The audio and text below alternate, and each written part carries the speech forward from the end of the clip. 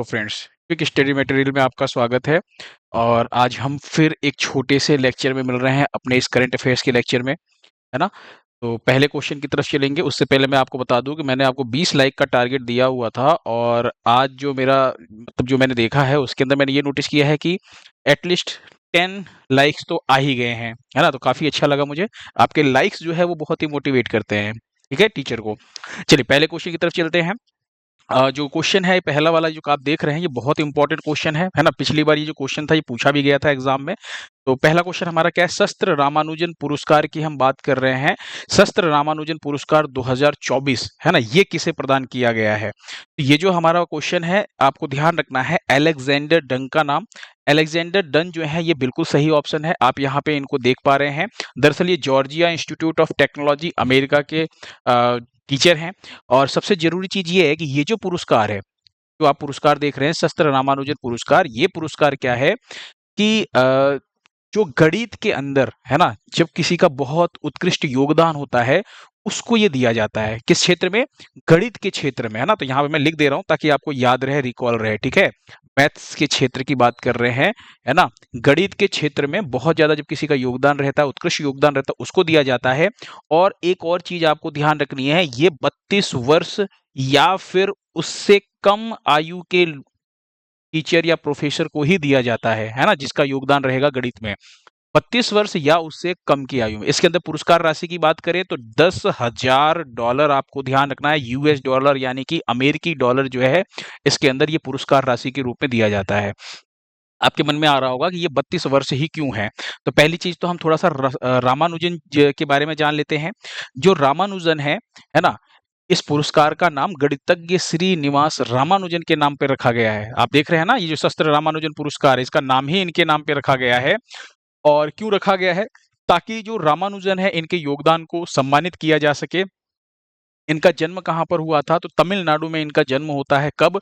22 दिसंबर 1887 में जन्म होता है। ये क्वेश्चन मैं आपको इसलिए बता रहा हूँ कि इनका जन्म कब होता है और क्यों होता है, क्योंकि 22 दिसंबर को एक दिवस मनाते हैं। कब?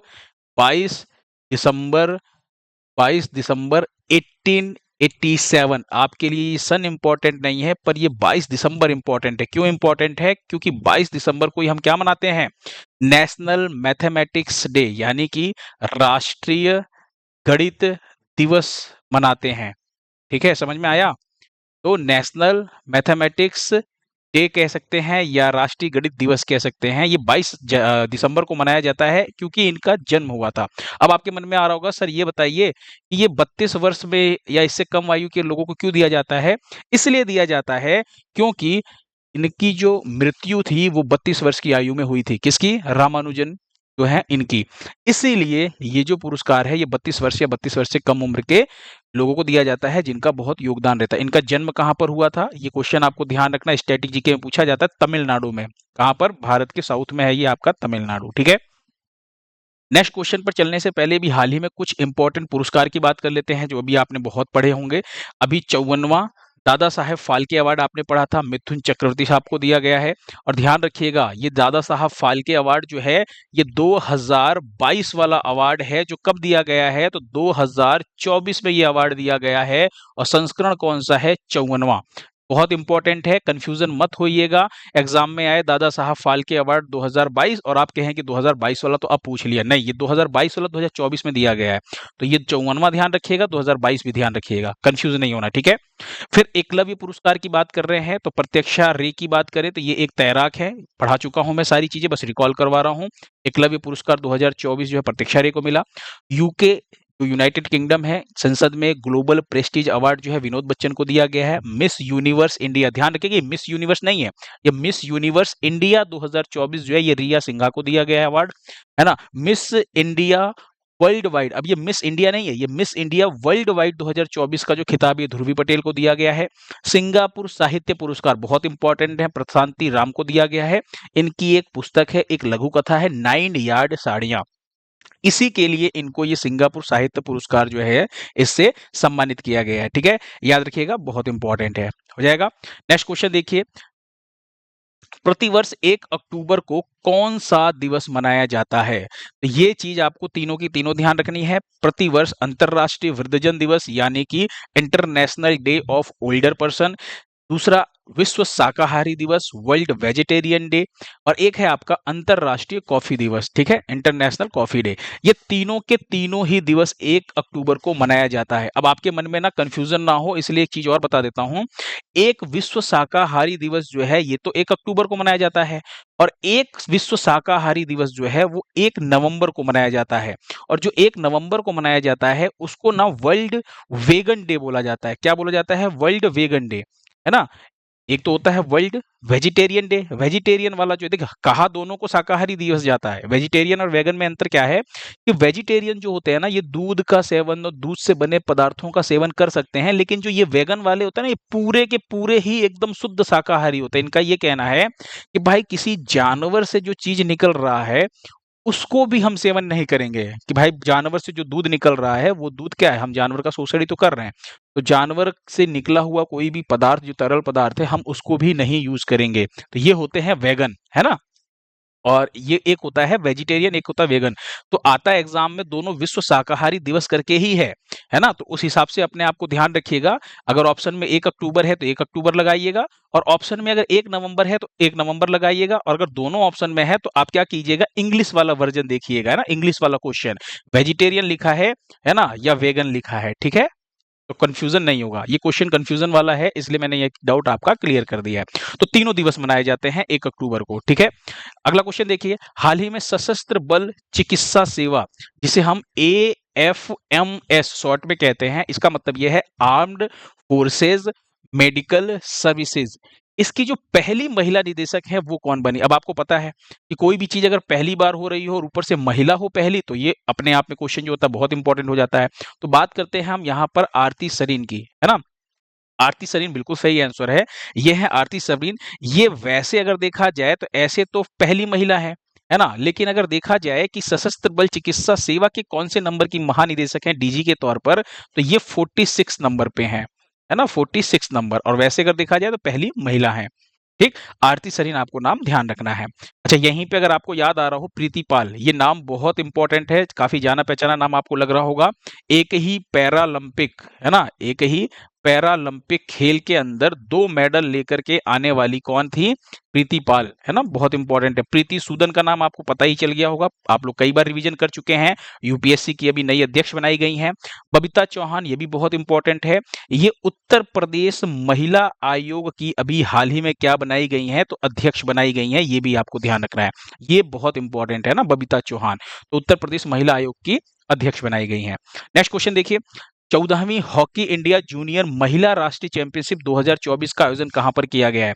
अभी जस्ट मैंने कुछ लेक्चर पहले ही आपको पढ़ाया था कि 14वीं हॉकी इंडिया जूनियर पुरुष, ये तो महिला वाला है, मैंने अभी कुछ दिन पहले पढ़ा था पुरुष राष्ट्रीय चैंपियनशिप 2024 का आयोजन कहाँ किया गया। तो पुरुष वाला बाद में बात करेंगे, पहले इसका आंसर देख लीजिए कि ये महिला वाला क्या है। महिला वाले की अगर हम बात करें तो इसका आयोजन कहाँ पर किया जा रहा है? अभी ये जो है गेम जो है स्टार्ट हुआ है, तो इसका जो आयोजन किया जा रहा है वो झारखंड में किया जा रहा है, ठीक है। कहां पर? झारखंड में। एक चीज नोटिस कीजिएगा, ये जो संस्करण है, संस्करण यानी एडिशन कौन सा है, तो 14वां संस्करण है। कब से कब तक आयोजन अभी हुआ है, तो इसका जो आयोजन है ये कब से कब तक किया जाना है, तो 30 सितंबर 2024 से स्टार्ट हो रहा है ना। ये इसका मतलब आपको ध्यान रखना, ये अभी 30 सितंबर से शुरू हो रहा है, जब फाइनल हो जाएगा तो हम बता देंगे आपको, ठीक है। और 26 टीमें जो हैं इसके अंदर पार्टिसिपेट कर रही हैं, इस महिला जो ये राष्ट्रीय चैंपियनशिप है, याद रखिएगा इस चीज को। अब यहाँ पर मेरा क्वेश्चन ये है कि अभी मैंने जो आपको पुरुष वाला पढ़ाया था, ये तो महिला है ना, जूनियर महिला वाला, इसी में आपका अभी पुरुष टूर्नामेंट हुआ था। तो पुरुष वाला अगर आपको याद आ रहा हो, कहां पर हुआ था? आयोजन पंजाब में हुआ था। कहां पर हुआ था? आयोजन पंजाब में हुआ था। और जीता किसने था? पंजाब ने ही मैच को जीता था। किसको हरा करके? उत्तर प्रदेश को हरा करके, उत्तर प्रदेश को हरा करके पंजाब ने इसको जीता था। इसका आयोजन पंजाब में हुआ था, और इसका आयोजन कहां पर हो रहा है? झारखंड में हो रहा है, ठीक। अच्छा, हॉकी से रिलेटेड कुछ और अगर इंपॉर्टेंट चीजों की बात करें हम यहाँ पर, तो एक अभी आपको एक नाम ध्यान रखना है, PR श्रीजेश का, बहुत इंपॉर्टेंट नाम है अभी, है ना, इसलिए याद रखना है क्योंकि ये हॉकी के तो बहुत बड़े प्लेयर हैं ही, है ना।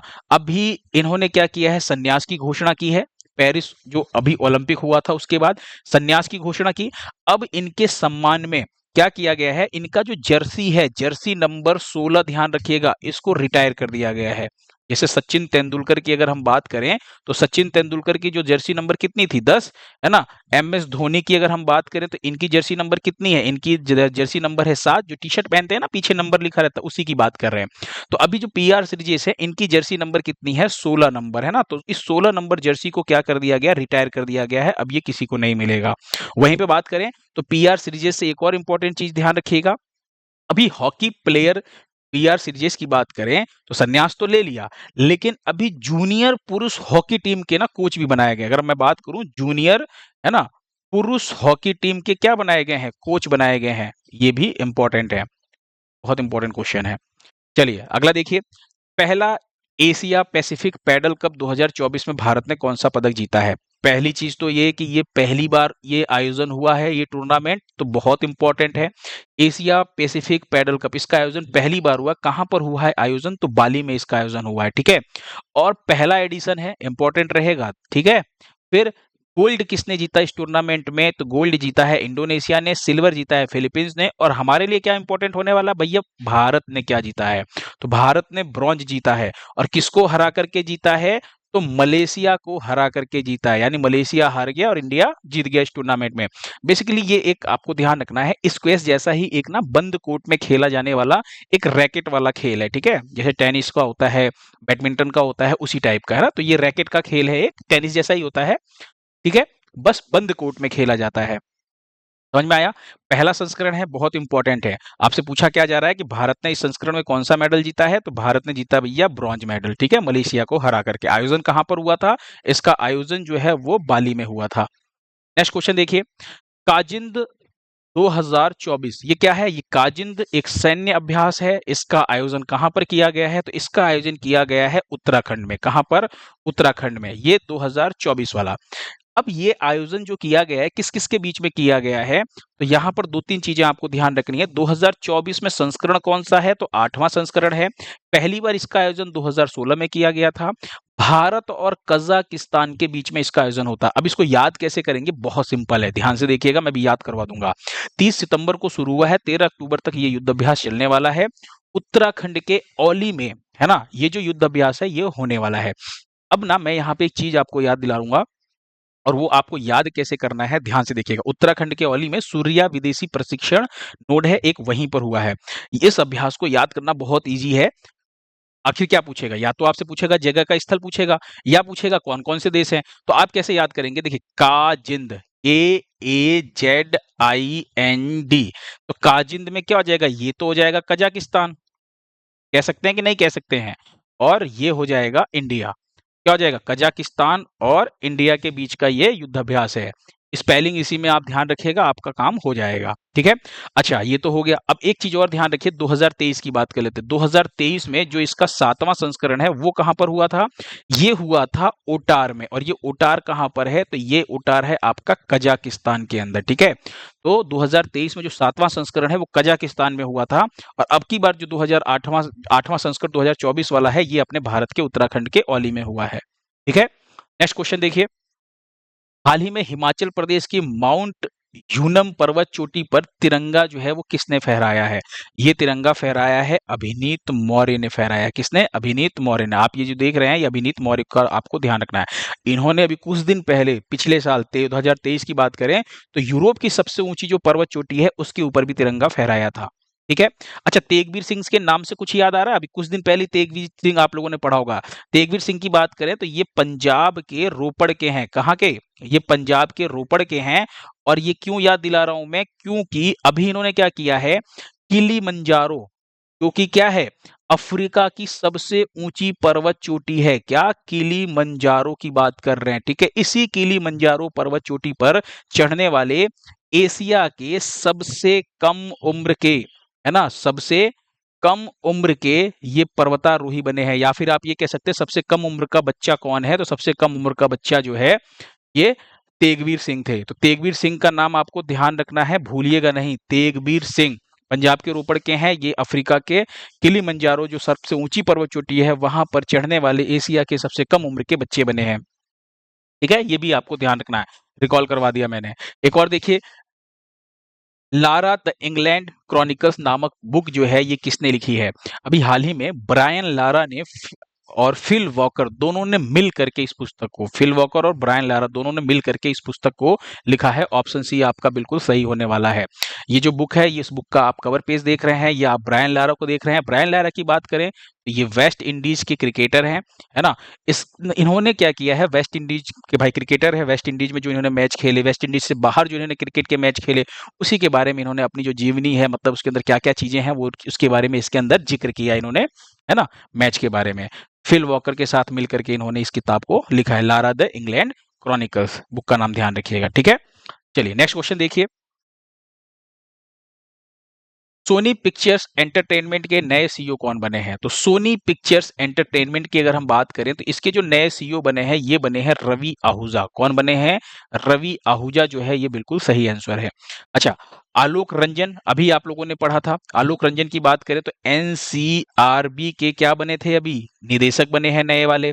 कलिकेश सिंह देव की बात करें तो ये एनआरएआई के अभी हाल ही में अध्यक्ष बने हैं, ये भी ध्यान रखिएगा, ठीक है? चलिए नेक्स्ट क्वेश्चन देखिए। भारत में क्रूज पर्यटन को बढ़ावा देने के लिए कौन सा मिशन लॉन्च किया गया है? ध्यान रखिएगा, मिशन का नाम बहुत इजी है, कैसे याद करेंगे? पहली चीज तो ये क्रूज क्रूज पर्यटन, और कहां पर? भारत में। अब बढ़ाने के लिए मिशन, तो ध्यान रखिएगा क्रूज भारत मिशन, भाई यही तो है, क्रूज पर्यटन को बढ़ाने के लिए भारत में कौन सा मिशन? तो नाम क्या हो जाएगा? Cruise Bharat mission. क्या हो जाएगा? Option C, cruise Bharat mission, मतलब इस क्वेश्चन में ही आपका नाम छुपा हुआ है, ठीक है? अब हम बात करें अगर, तो केंद्रीय बंदरगाह, जहाजरानी और जलमार्ग मंत्री, नाम आप सबको पता है, सर्बानंद सोनोवाल। तो आपसे दो तीन चीजें जो आपसे पूछ सकता है, वो पॉइंट आपको ध्यान रखना है। सर्बानंद, है ना, सर्बानंद सोनोवाल का नाम, ये आपके केंद्रीय मंत्री हैं सर्बानंद सोनोवाल जो है, इन्होंने क्या किया है, इसको लॉन्च किया है, यानी इसका उद्घाटन किया है। कहां पर किया है, ये इंपॉर्टेंट होने वाला है। तो मुंबई बंदरगाह आपको ध्यान रखना है। कौन सा बंदरगाह? मुंबई बंदरगाह, ध्यान रखिएगा, ठीक है? मुंबई पोर्ट जो है कब लॉन्च किया? तो 1 अक्टूबर को इन्होंने ये चीज जो है लॉन्च की है। टारगेट क्या रखा है इस मिशन का? जो लक्ष्य है वो क्या है? इस मिशन का लक्ष्य ये है कि जो क्रूज पर्यटन सेवा है, इसको 2029 तक क्या करना? सीधा दुगुना करना, है ना, डबल करना। ये लक्ष्य है कि 2029 तक जो ये क्रूज पर्यटन है, इसको हम क्या करने वाले हैं? इसको डबल करना है हमको, ठीक है? लॉन्च किसने किया? सर्बानंद सोनोवाल ने। कहां से किया? मुंबई बंदरगाह से, ठीक है? अगला क्वेश्चन देखिए, किसकी जयंती पर 2 अक्टूबर को अंतरराष्ट्रीय अहिंसा दिवस जो है वो मनाया जाता है? तो आपके दिमाग में आ रहा होगा, भैया ये जयंती पूछ ली। अब 2 अक्टूबर को तो 2 लोगों की जयंती होती है ना? और सत्य और अहिंसा के पुजारी कौन है? भैया हमारे यहाँ पे ये बताने की अब तो जरूरत नहीं पड़ेगी, क्योंकि महात्मा गांधी को आप सभी जानते हैं ना, कि झूठ मत बोलो, सत्य बोलो, है ना? और आपके क्या क्या कहते हैं, अहिंसा की बातें कौन करता है? तो गांधी जी बातें करते हैं। तो आपको ध्यान रखना है, गांधी जी की जयंती पर, महात्मा गांधी की जयंती पर क्या मनाया जाता है? अंतरराष्ट्रीय अहिंसा दिवस। ध्यान रखिएगा, लाल बहादुर शास्त्री की जो जयंती है वो भी 2 अक्टूबर को है, और गांधी जी की जो जयंती है वो भी 2 अक्टूबर को है, ठीक है? तो दोनों की जयंती एक दिन है। बस आपको ध्यान ये रखना है कि महात्मा गांधी की जयंती पर अंतरराष्ट्रीय जो अहिंसा दिवस है वो मनाया जाता है। अच्छा, एक और चीज आपको यहीं पर ध्यान रखना है, और वो क्या है कि यहाँ पे ना पंडित दीनदयाल उपाध्याय का नाम, अभी मैंने आपको 2 लेक्चर पहले ही पढ़ाया था। पंडित दीनदयाल उपाध्याय की बात करें तो अभी हाल ही में ना अंत्योदय दिवस मनाया गया था। याद आ रहा आप लोगों को? अंत्योदय दिवस, है ना? कब? अभी कुछ दिन पहले ही 25 सितंबर को मनाया गया था, ठीक है? तो किसकी जयंती पर? पंडित दीनदयाल उपाध्याय की जयंती पर।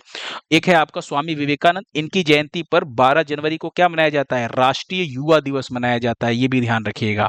चलिए महात्मा गांधी के बारे में थोड़ा सा जान लेते हैं, हल्का सा, जो बहुत इंपॉर्टेंट है।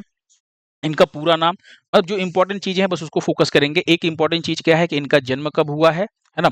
ये आपको पता ही है, मोहनदास करमचंद गांधी, 2 अक्टूबर को इनका जन्म हुआ। तो क्या हो गई? इनकी जयंती हो गई।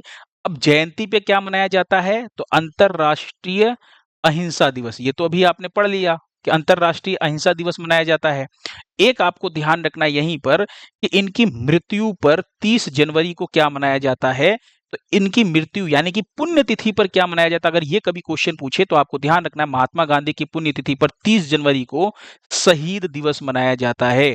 ध्यान रखिएगा, शहीद दिवस जो है भगत सिंह और सुखदेव और इन लोगों को जब फांसी हुई थी, मतलब जो शहीद हुए थे, उस दिन इन लोगों को शहीद दिवस तो मनाया जाता ही है उस दिन, लेकिन इस दिन भी शहीद दिवस मनाया जाता है 30 जनवरी को। ठीक है, एक आपको ध्यान रखना है कि मृत्यु स्थान कहां पर है? बिड़ला मंदिर, नई दिल्ली। प्रसिद्ध नारा करो या मरो, ये कई बार पूछा गया है, करो या मरो का नारा किसने दिया है? ये एग्जाम में कई बार क्वेश्चन पूछा गया है। ठीक है, तो आपको ध्यान रखना है गांधी जी का।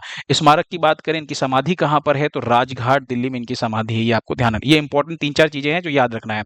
लास्ट क्लास में मैंने आपसे क्वेश्चन पूछा था, हाल ही में जापान के नए प्रधानमंत्री कौन बने हैं? कहाँ के? जापान के नए प्रधानमंत्री।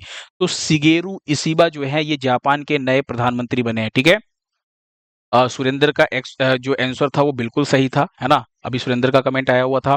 और अगर हम बात करें तो एक विकास नाम का बच्चा है, उसने भी कमेंट में आंसर दिया था, है ना? बिल्कुल सही है।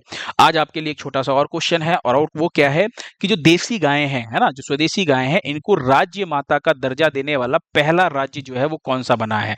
कमेंट बॉक्स में आंसर दीजिएगा। पीडीएफ जो है वो आपको एज इट इज कहां पर मिलेगी? पीडीएफ आपको as it is Telegram channel पे मिल जाएगा। टेलीग्राम चैनल का जो लिंक है वो डिस्क्रिप्शन बॉक्स में दिया गया है। टारगेट अभी तक मेरा 20 लाइक का पूरा नहीं हुआ है ना? तो 20 लाइक का टारगेट जिस दिन पूरा होगा उस दिन हम कोई और नया टारगेट रखेंगे। ठीक है, कमेंट बॉक्स में आप लोग आंसर दीजिएगा, है ना? चलते हैं, मिलते हैं आपसे अगले लेक्चर में। Thank you so much.